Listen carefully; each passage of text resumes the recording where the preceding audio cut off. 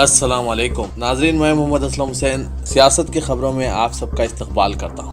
Greater Hyderabad municipal corporation के लिए voting का आगाज हो चुका है, जो मुल्क के आला सतह म्यूनसिपल कॉरपोरेशन के इंतखाबात का एजाज हासिल कर चुका है। बीजेपी ने इतनी बड़ी मुश्किल से मुल्क के किसी भी म्यूनसिपल कॉरपोरेशन का इंतखाब नहीं लड़ा है। बीजेपी की तरफ से अमित शाह, जेपी नड्डा और योगी आदित्यनाथ ने इस इंतखाब में एंट्री लेकर इसे हाई प्रोफाइल मुकाबला बना दिया है। ग्रेटर हैदराबाद म्यूनसिपल कॉरपोरेशन में बीजेपी और टीआरएस के लिए वक़ार का सवाल बन गया है। इंतखाबात के आगाज के साथ ही सुबह सुबह मरकजी वजीर जी किशन रेड्डी काचीगुड़े के दीक्षा मॉडल स्कूल में अपनी अहलिया के हमरा वोट डालने पहुंचे। उन्होंने वहां हक राय दही से इस्तेफादा किया। वज़ीर-ए-आज़म नरेंद्र मोदी ने नए ज़रई क़ानून के खिलाफ एहतजाज के मसले पर अपोजिशन जमातों को निशाना बनाते हुए कहा कि धोखे की तारीख रखने वाले लोग किसानों के साथ एक बार फिर चैलेंज चल रहे हैं। यह तनकीद एक ऐसे वक्त की गई है जब 3 ज़रई क़ानून की मनसूखी का मुतालबा करते हुए हज़ारों किसान कौमी दारुल-हुकूमत के एंट्री पॉइंट्स पर जमा हैं। उन्होंने कहा कि बाज़ अफराद की जानिब से तारीखी ज़रई क़ानून के बारे में किसानों को धोखा दिया जा रहा है। ये वो लोग हैं जो कई दफ़ों से किसानों को गुमराह करते रहे हैं। इनका इशारा इन पार्टियों की तरफ था जो अब अपोजिशन में हैं, लेकिन उन्होंने किसी का नाम नहीं लिया। वज़ीर-ए-आज़म ने अपने हल्के लोकसभा वाराणसी में एक जलसे-आम से खिताब किया। साथियों, जब इतिहास छलका रहा हो तब 2 बातें बड़ी स्वाभाविक है।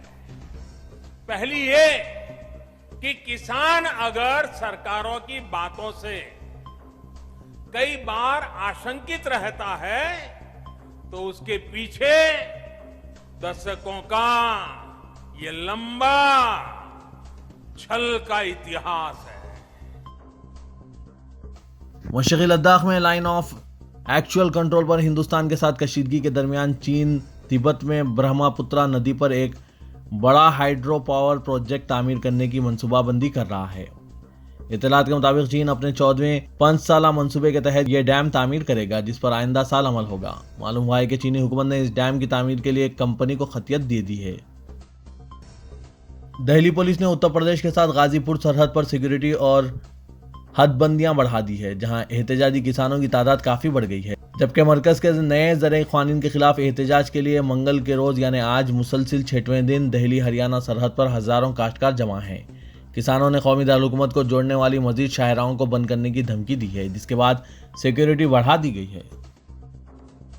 अजान का हिंदू रस्म आरती के साथ तकाबुल करने और मुस्लिम बच्चों के लिए अजान के मुकाबले के लिए एहतमाम की तजवीज़ पेश करने पर शिवसेना लीडर पांडुरंग सकपाल तनाज़े में फंस गए हैं। बीजेपी ने आज इस मसले पर सख्त तनकीद में कहा कि उद्धव ठाकरे ज़ेर क़यादत पार्टी इख्तिदार से चिमटे रहने के लिए अपने नजरिए और मौक़िफ़ को तब्दील कर रही है। महाराष्ट्र में मौजूदा महाविकास अघाड़ी हुकूमत के शुरा, सेना, एनसीपी और कांग्रेस हैं। पांडुरंग मुंबई साउथ के डिवीजन हेड है।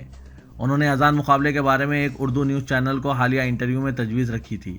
पांडुरंग ने बताया कि वो जनूबी मुंबई में एक कब्रिस्तान के करीब रहते हैं और वहीं करीब में वाक़ मस्जिद से अजान की आवाज़ इन्हें भली मालूम होती है। पांडुरंग से राब्ते पर उन्होंने कहा कि इनकी बात को गलत ढंग से पेश किया गया।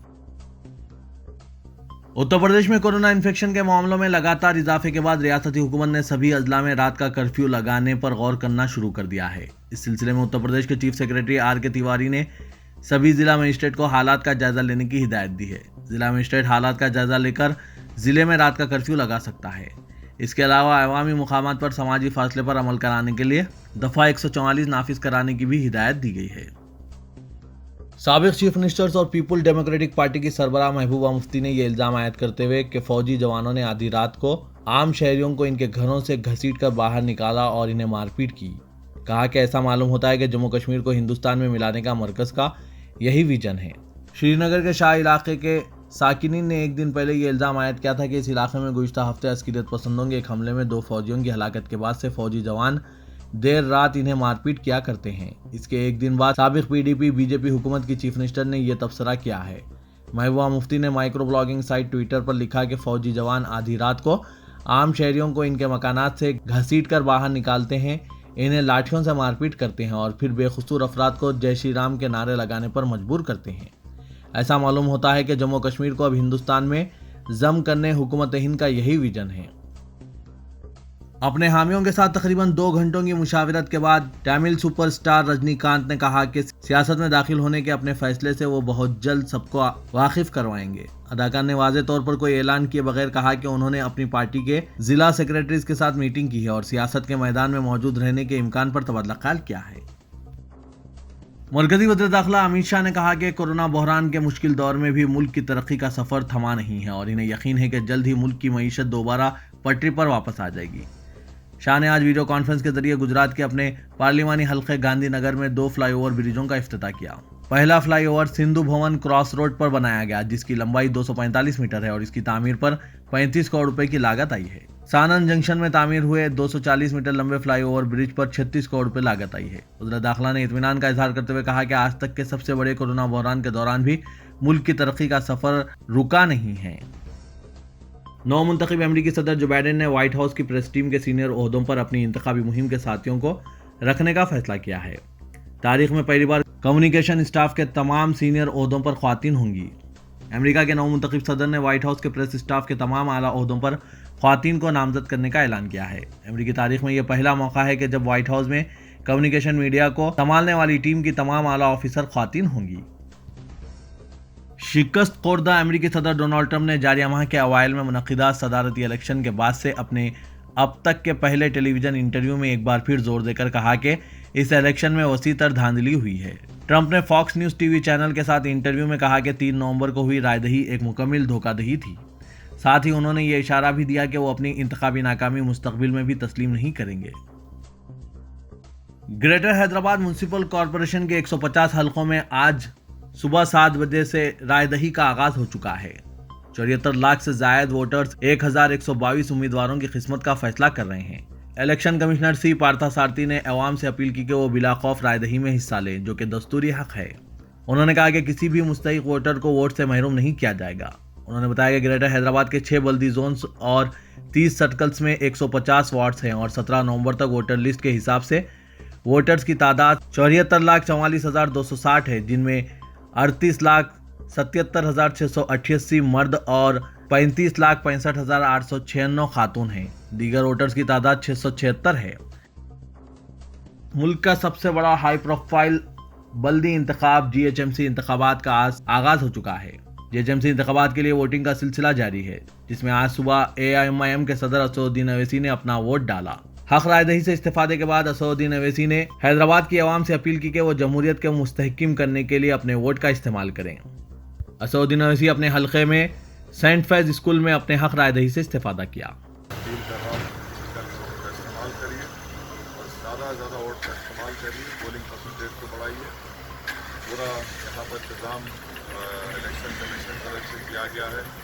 सोशल डिस्टेंसिंग का लिहाज रखा गया। उम्मीद करते हैं कि शाम 6 बजे तक हर हैदराबाद की वोटर बाय निकलकर अपने वोट का इस्तेमाल करेंगे और इस जमहूरियत को और मजबूत करेंगे और उसको कामयाब करेंगे। तेलंगाना राष्ट्र समिति के वर्किंग सदर के तारक रामाराव ने अपनी अहलिया के साथ बंजारा हिल्स में नंदी नगर में अपने हक रायदही से इस्तीफादा किया। वजीर KTR नंदी नगर पोलिंग बूथ नंबर 8 में अपना वोट डाला और वो पहले शख्स हैं जिसने नंदी नगर में अपना वोट कास्ट किया है। वोटिंग के बाद TRS रहनुमा KTR ने हैदराबाद की तरक्की के लिए वोटिंग पर खुशी का इजहार किया। उन्होंने अवाम से अपील की कि इंतखाबात में हिस्सा लें और अपना वोट डालकर जमहूरियत को मजबूत करें। KTR ने कहा कि इंतखाबात में वोट डालने वालों को कायदीन और अपने इलाकों में होने वाली तरक्की पर सवाल करने का हक हासिल होगा। TRS पार्टी ने रियासती इलेक्शन कमिश्नर पार्थसारथी से नुमाइंदगी करते हुए राज न्यूज चैनल के खिलाफ कार्रवाई करने की दरख्वास्त की। TRS के general secretary M Srinivas Reddy की क़यादत में पार्टी कायदीन के एक वफ्द ने पीर की शाम पार्थसारथी से मुलाकात करते हुए इस सिलसिले में एक तहरीरी शिकायत की। अपनी शिकायत में TRS कायदीन ने कहा कि राज न्यूज चैनल TRS पार्टी के ताल्लुक से मुसलसिल गुमराहकुन नशरियात पेश कर रहा है। न्यूज चैनल की तमाम नशरियात हुकूमत और TRS पार्टी को बदनाम करने और गलत इल्जामात आयद करते हुए पेश किए जा रहे हैं। तेलंगाना राष्ट्र समिति के नागार्जुना सागर MLA नोरमोला नरसिम्हा मंगल की अलग सुबह कल्ब पर हमले के सबब इंतकाल कर गए। मौसूला इतला के मुताबिक TRS के मेंबर असेंबली नोरमोला नरसिम्हा बीमारी के सबब अपोलो हॉस्पिटल हैदराबाद में जेर इलाज थे। डॉक्टर ने तस्दीक की कि दिल का दौरा पड़ने की वजह से मंगल के सुबह इब्तदाई औकात में ही इनका इंतकाल हो गया। वज़ीर आला तेलंगाना के चंद्रशेखर राव ने नागार्जुना सागर के MLA नोमुला नरसिम्हा रेड्डी के इंतकाल पर गहरे रंज व गम का इजहार किया है।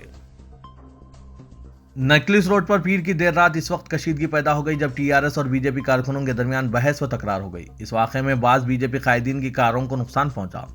तफसीलात के मुताबिक पीर की शाम बंडी संजय अपने हामियों के साथ नकलिस रोड पहुंचे थे और इसका इल्म होने पर रामगोपाल पेट पुलिस इंस्पेक्टर ने इनकी मौजूदगी पर एतराज़ किया और वहां से रवाना होने का मशवरा दिया। पुलिस ने दावा किया कि बंडी संजय एक होटल में खाने के बाद रवाना हो गए। इसी दौरान बाज़ टीआरएस कारकुन नकलिस रोड पहुंच गए। खैरताबाद की टीआरएस उम्मीदवार विजय रेड्डी ने अपने हामियों के साथ पहुंचकर बंडी संजय के हामियों की कार को रोक लिया और नारेबाजी करने लगी। इसी दौरान बीजेपी और टीआरएस कारकुनों के दरमियान बहस व तकरार हो गई और बाज़ अफराद ने बीजेपी कायदीन की कार को नुकसान पहुंचाया। उत्तर प्रदेश के वज़ीर आला योगी आदित्यनाथ की तरफ से हैदराबाद का नाम बदलकर भाग्यनगर करने के बयान पर अब सियासत मजीद तेज हो गई है। शहरों के नाम बदलने की सियासत में अखिल भारतीय अखाड़ा परिषद भी कूद पड़ी है।